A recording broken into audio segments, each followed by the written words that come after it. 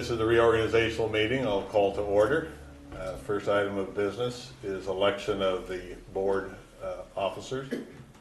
I will entertain a motion for the office of president, a nomination, excuse me, for the office of president. President. Chair. Chair. Prime Minister. President of the board. Prime Minister. Chair of the board, sorry. Yeah. I am learning to say town instead of city, though. I'm catching on to it. I'm used to saying president as chair. I'd like to make a motion that we renominate Ann as chair of the school board for the 2017-18 school year. Is there a second? Second. All those in favor? Aye. Aye. All opposed? Motion carries. Thank you very Thanks, much. Ann. Back to you, Ann. Congratulations. I need, do you have to ask to make a motion? I'd like to make, I'd like to hear nominations for the office of vice president? Chair, vice chair. I'd like to nominate Jim Annan to be vice chair for the 17-18 year. Do we hear a School second? year. Second. Any further nominations? Do you accept it? Hearing none, all in favor for Jim Annan to be Aye. vice chair? Thank you, Jill. Yes, carry it. Thank you. Yeah. Approval of the minutes of March 20th. So moved. Oh, wait, excuse me, wait a minute. Public Public input. Going. Gone. Approval of minutes of March 20th. So moved. Do I hear a second? Second. Are there any errors or omissions to report? I don't see that. Hearing none, all in favor? Aye. Aye. Motion carries 5-0. Approval of minutes for the March 27th board work session. So moved. Do I hear a second? Second. Any errors or omissions? I can only say motion passed on page 2. Under number 2, it should be 5-0, and then on number 3 should be 5-0. Right. We could just add that. Mm-hmm. So all in favor with the corrections as amended? Aye. Aye. Aye, motion carries. Manifests are going around. Also, the code of ethics for school board members has all been signed and sent back to Patty. Unfinished business. There are 4 days of school to make up, so Dr. Niles, would you talk about that? Okay, so far, hopefully it'll be it this year, although they are giving warnings for later this week again because of the storm coming in. We had a few late arrivals, which we're okay on, but we did have 4 full days, which we were not in session. So we have some different options. Our students have met the hourly requirement. We will double check, confirm that with the state, but it looks to me, by doing our calculations, that they've met the required hours that they need to go, even with missing the 4 days. However, we have obviously 4 days of work that teachers have not been a part of, as well as some of our other staff, paraprofessionals, and so on. So I think that probably the thing the board needs to think about, and we need to make a decision in the very near future, so people can plan, is whether how many days, if any, to have students make up, and then again looking at the teacher and paraprofessional days, making those days up to fulfill the contract that we have with both of those groups. If we had the current calendar calls for the last day of school will be June 14th, at least Thursday, Friday, as potential student days. We wanted to extend a couple of days to the students. And of course the paraprofessionals would work those days, and then we could come back on the following week on Monday. There's 4 days, June 19, 20, 21, 22 that we could use with teachers doing staff development, curriculum work, planning. There are things certainly that we could use those days for, with the 22nd being used as a work day. So there'd be 3 days of those types of activities. So those are some of the options. The other option, of course, would be to have students make up all 4 days that they missed. If we wish to stay with a daily calculation, have them go 180 days, which would carry them into the week of June the 19th and 20th. Do you have to get approval from the state if we go with the hours of curriculum? No, as long as we met the hours. And I did place this document in for your reference in the Google Drive. Actually, there's a document there that spells out exactly how days are calculated, the required days by school districts, required hours by school districts. You have to seek a waiver if you don't meet either requirement. I see. If you haven't met either the daily or the hourly requirement for students, you have to seek a waiver if you're going to, in some special circumstances, that would ask that those days be forgiven. Steve, how difficult do you think it would be for teachers between now and the end of the year to accumulate the 4 days worth of work and incorporate it into the schedule? Because, you know, the last couple of days of school in June, they're not going to get any meaningful work done, from at least my own kid's experience. Are you talking about the students? Or? The students, The students or the teachers? The students. So the teachers are trying to teach them, you know, core content things. Right. I don't know if that would be water on, you know, dry ground, soaked ground already, or if they could incorporate the 4 days, the content into the curriculum until the end of the school year. What's your thought on that?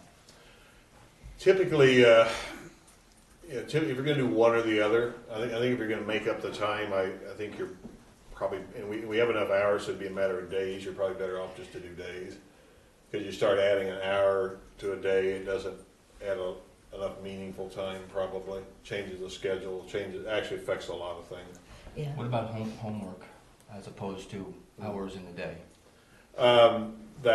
That would be a possibility as well. There is a provision, and it's in this document that you have, that, and we have the resources to do this in the future, but you can also set up a process where if students aren't in school, if there's activities for them to do, pre-planned activities that are graded, if teachers give feedback, that are meaningful activities, students can make up some of those hours that way as well.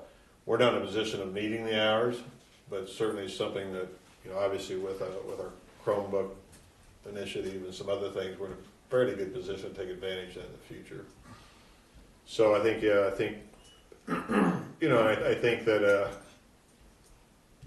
as you said, you get down toward that end, adding those 2 additional student attendance days is probably, you know, iffy as to the value of that at this point. Now, if we were, you know, obviously if we hadn't met the hourly requirement, we'd have to do that, either by the method you suggested, adding time to the day, or simply just going a couple extra days. This kind of splits it in the middle, but we wouldn't have to do that. You know, I think, again, this is something I think people are probably, I'm sure, are needing to know fairly soon. I don't think we have to make any definitive decision tonight, but we need to at least be ready to do that by the next board meeting, I would think. Yeah, you should. I do like the idea of having the days to work with teachers, the extra days that where we can do some of the work that we always need to do, planning and staff development.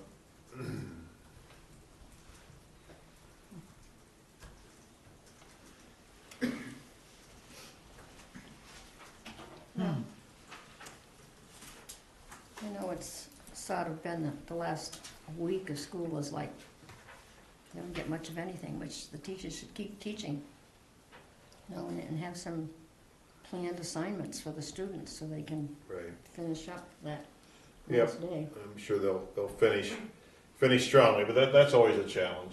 I mean, students are ready to go, and it's that, and teachers, it's the end of the year, I get that, but we'll make it work either way. Perhaps if we split the difference, if we had those 2 days, the Thursday, Friday, and that last week, and then the other 3 days would be just teacher.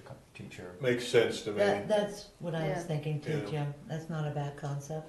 Have them do the Wow. 3 days of staff, of planning, then that last day, Yeah, that instead of Thursday. going be into that- the third The week, next week. student, So the students would finish on Friday instead Right. of Wednesday, right, Right, but the staff would have to be here the following week for 4 days. right. Correct, with the last day being that. for Well, 4 days?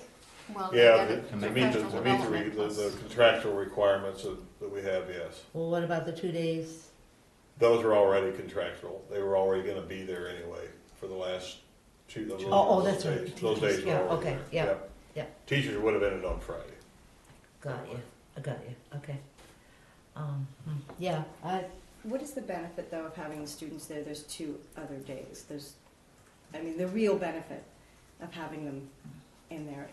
If the teachers have already got their plan Yeah. and they're staying according to their plan, they're in testing this week, so they've made accommodations for all of those things. I guess that's what I'm asking is, what is the real benefit of having them there those 2 days?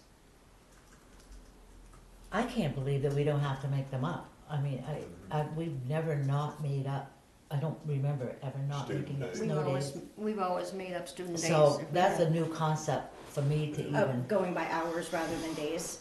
Yeah. I think it's either or.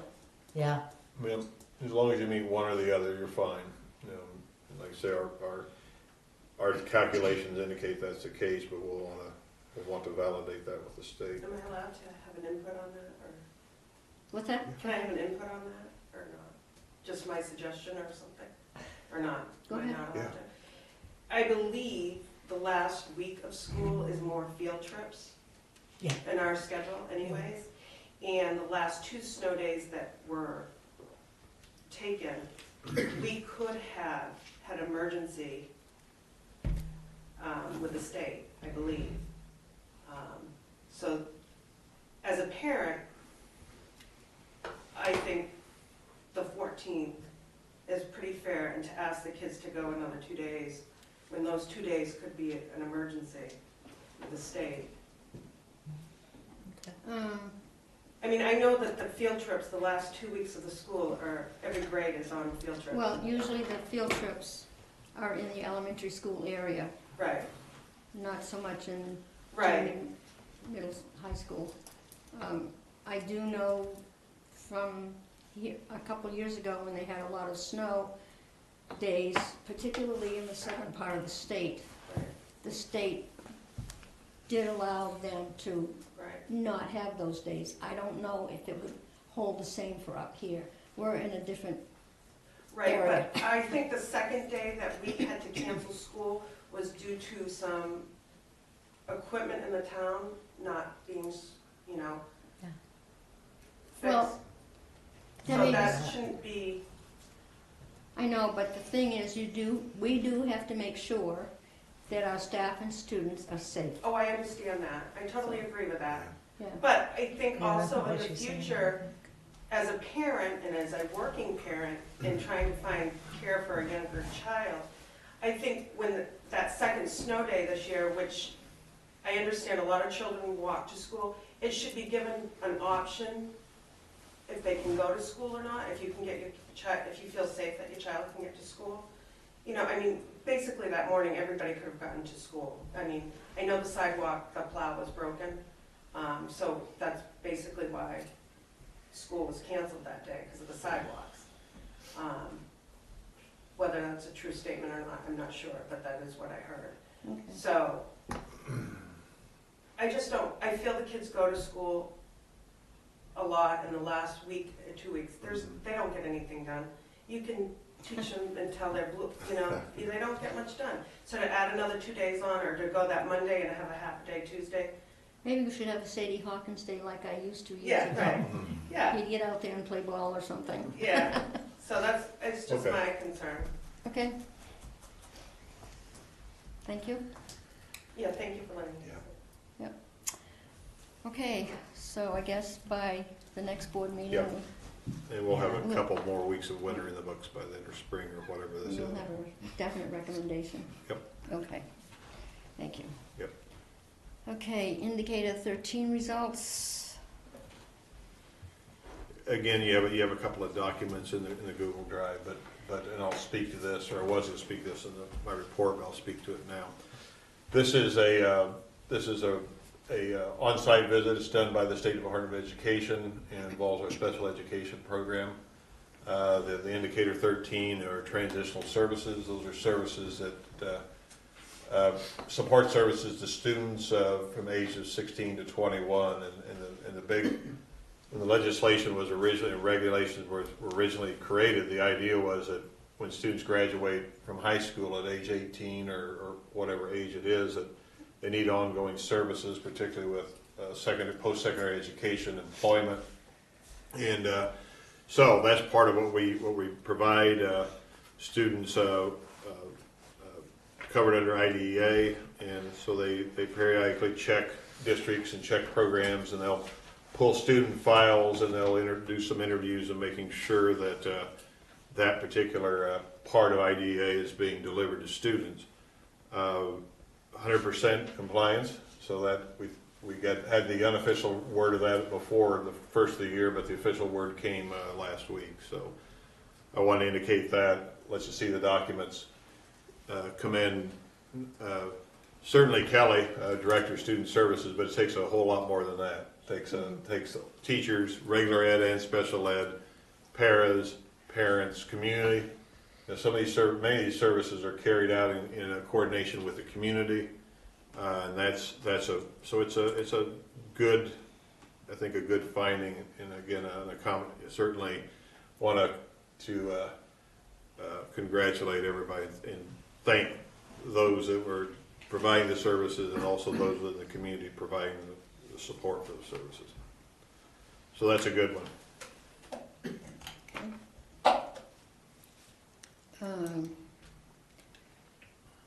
Gym roof repair update.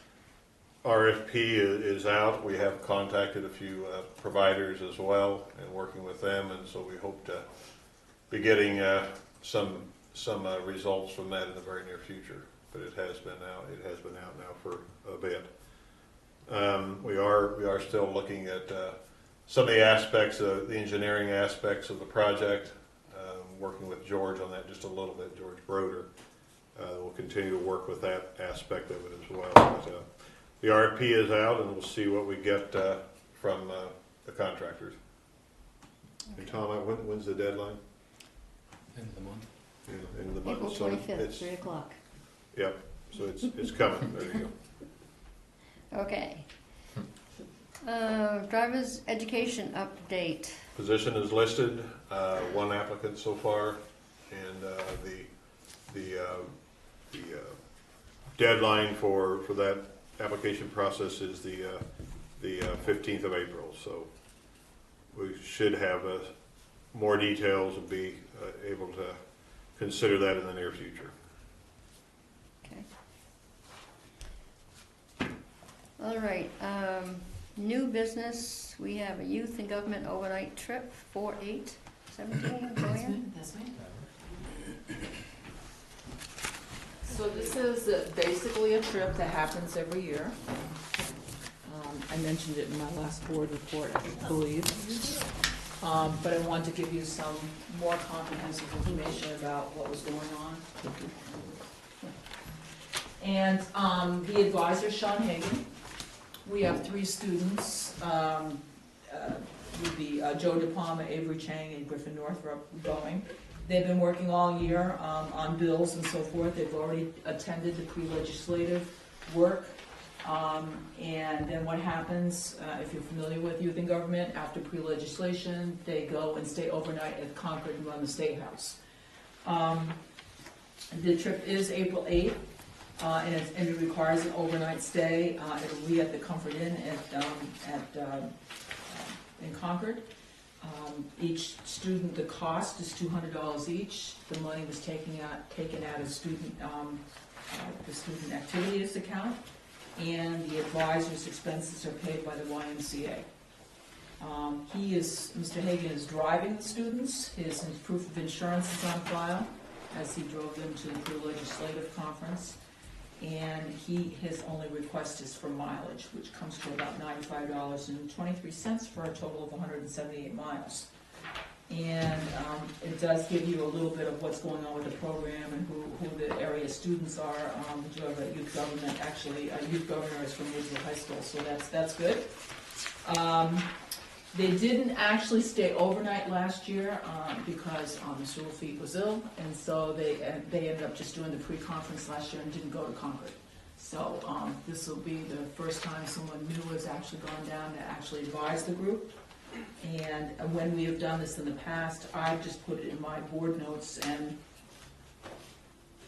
everybody was okay. So. But I've been asked to present this before you because it is an overnight trip, and there is a school policy involved for overnight trips. So I did include in my packet about what the program is about in case you're not familiar with youth and government and what happens. So that's where we are. Do I hear a motion to accept the overnight stay for the 3 students and the chaperone on 4, 7, and 8? So moved. Concord? So moved. Do I hear a second? Okay. Any further questions of Joanne? That's great, thanks. All in favor? Aye. Motion carries. Thanks, Joanne. Thank you. You're welcome.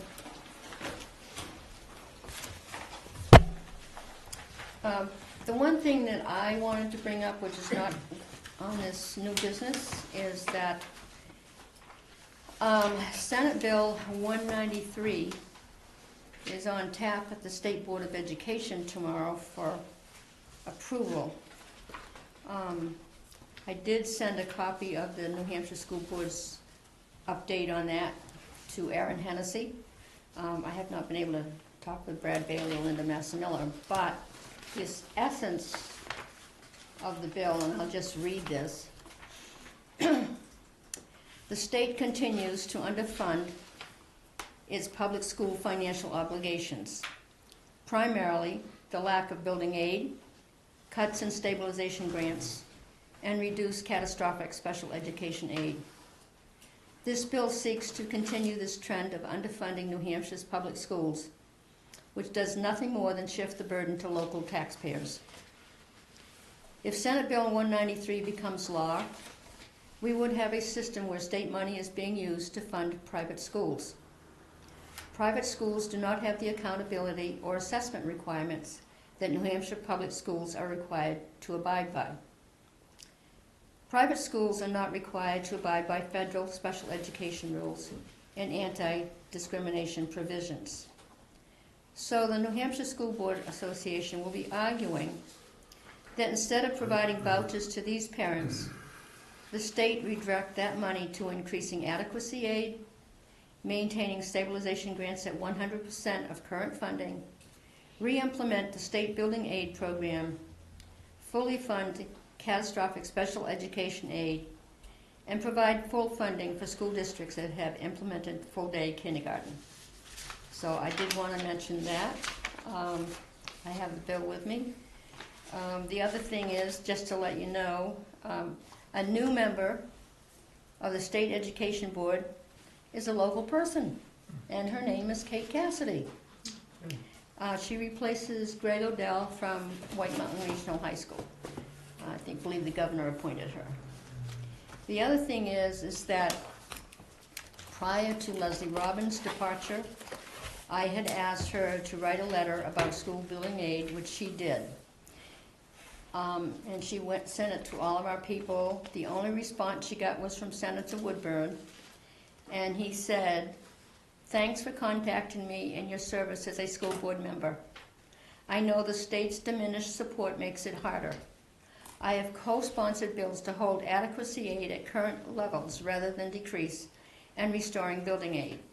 And as a former teacher himself, he knows about Lakeway, as he's done tutoring down there for several years ago. So I just wanted to bring that up at this point in our meeting.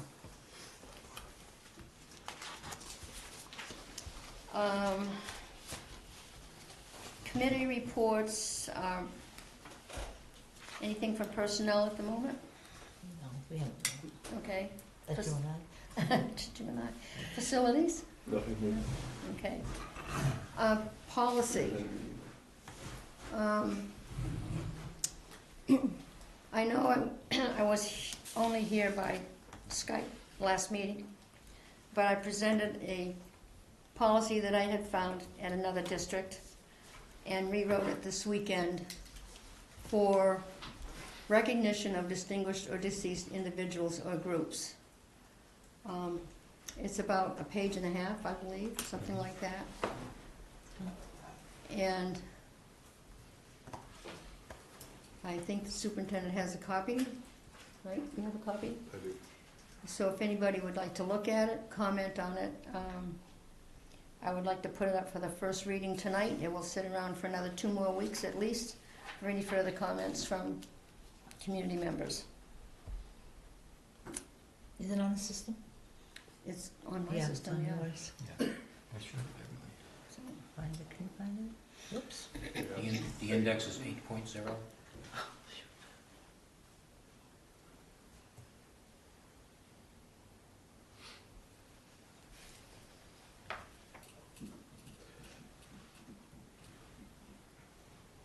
Okay, so we bring that back.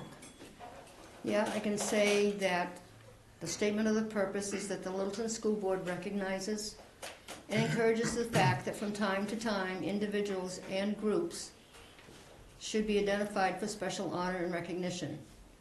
The board desires that this recognition be managed in a fair, equitable, and reasonable approach while maintaining the primary objective of promoting student growth, achievement, and accomplishment. It describes what the individual or group or groups have to submit to the Littleton School Board. And then the second paragraph is, the school board deems the following categories for recognition and is limited to memorials, scholarships, awards, trees, shrubs, walks, designated landscapes, naming of district-sponsored events or activities, exclusive dedicated places of honor, and so forth. So I think we can publish that. And as I say, I just want to see if somebody will accept it for the first reading or not. So moved. Do I hear a second? Second? Any further discussion? And would this preclude any current proposals that are in process now? Possibly. We can go into that later. Okay. All in favor? Aye. Aye. Aye. All opposed? Abstain. Abstain. Okay. Accepted for the first reading, 4-0 with 1 abstention. Okay. Superintendent's report. Okay, first of all, a couple things that are repeated, so I won't try to repeat some of the things we did earlier, but I think we talked a little bit before the meeting started, but I did want to recognize and congratulate Lakeway Destination Imagination, 3rd grade team, the Maniacs, right? It's the 2nd and 3rd grade. Second Yeah. and third, all right. Yeah. The Maniacs and their manager, who's here, Heidi. They, as we talked a little bit before the meeting, but I want to publicly acknowledge them. Placed 2nd state competition and qualified for the global competition, which will be held in Tennessee in May. So Awesome. We also did receive, out of the 100 teams, the Spirit Award good. Wow. for volunteering and community action, which they picked the challenge of community action, which is they have to do something in their community or the United States or the world. They decided to read to the elderly every month at River Glen Great. to be buddies, a book buddy program. Mhm. So each month we go down there and read to them. So- So then they had to turn around their challenge and make it into a fable and change into an appearance. So they made books for the elderly, and it's wonderful. And we're going to continue it now. And globals, of course, we're not sure if the cost is, I mean, it's a month away and it's very expensive, so, you know, we need to figure out some fundraising, which is very limited time. Yeah. But it is very expensive to go for. How many, Heidi? in We there? have 7 children, 7? yeah, so, And we'll need to bring them in and for the board, I think Yeah. we'd love to yeah, see they them. would love to do their presentation. Yeah. Oh, that- Is it on the website yet, the Lakeway website? Nothing is yet, no. Okay. They plan on doing the presentation in 2 assemblies, I believe, this week, so, for the children down at Lakeway. Good. But it's an 8-minute presentation, actually, it's a little bit shorter because you have up to 8 minutes, so. But they also have another component, right? They do, they have an instant challenge component that is based on a score too, but not as high as their challenge. So where they go into a room and you have so many, like you could have straws, you could have newspaper, you could have cups, and you have to do a thing to maybe hold, I don't know, a cup on top or something. We They have to work did, we together as a again. board did that Oh, one right, year. right. So they have to work together as a team, and they always work wonderful at the competition. Now, practicing, they do not like each other or anything, but they're little angels at competition. Oh, that's a great idea. That's wonderful. So they do very well. So I was very proud. I think I was prouder with the Spirit Award more than anything, because that shows that they really Yeah, take the time to volunteer great. and for a community and local. All the other challenges they did, like the ocean, you know, animals and things like that. So they really took the time to, with other people in the community. Good. It's great. And this Thank is you. a big Thank deal. you. It is a big deal It's to a go to really big globals, but deal, when yeah. I got home last night around 10:30 because you had to go to a meeting if you made globals, and just the cost alone, and to look at flights for Memorial Day weekend. Oops. I mean, right now is just outrageous. So we'd have to drive. You know, we'd have to really come up Yeah. with some businesses or Yeah. things like that. What'd you say it was, Tennessee? Tennessee. Ooh, hot, Yeah, and I don't think Littleton has ever made it to globals before. that's awesome. And they're so young, and they were competing against children up to 6th grade. So, Wow. and last year I took the same team. We did Rising Stars, which you just go and perform. You don't get scored or anything like that. It prepares them for their next years coming up. So it was really nice. I cried. So it was amazing. It's good. Great. Well, thank you. Okay. Congratulations. Congratulations. 8 teachers, 2 administrators last week attended a national conference on universal design. Just keeping you up to date on that. We'll be following up on that this week, doing some debriefing and working with as we go forward with the process of using those principles to help us again develop our structure and philosophy of teaching and learning. Point 3, we talked about the special education report. Number 4 on my report, Senate Bill 193, Ann talked about that a little bit. She said the Education Committee is accepting testimony this week, actually tomorrow, 10 a.m., room 207 of the Legislative Office Building. Other legislation at the federal level, the preliminary budget presented by the president. One of the things that it seems that is on the chopping block that as it pertains to education funding is Title II, which provides the bulk of our professional development resources here. That is one of several. There's also talk of other areas of the federal education budget being increased. Title I, perhaps a small increase, although the early reports on that'll go into some kind of a choice program. And I'm not sure about IDEA, which is another major federal program. But the early peak in the budget's not kind to Title II, but that will remain to be seen. The other thing in my report was the makeup days, which we've talked about a little bit. So that's all I have. Okay.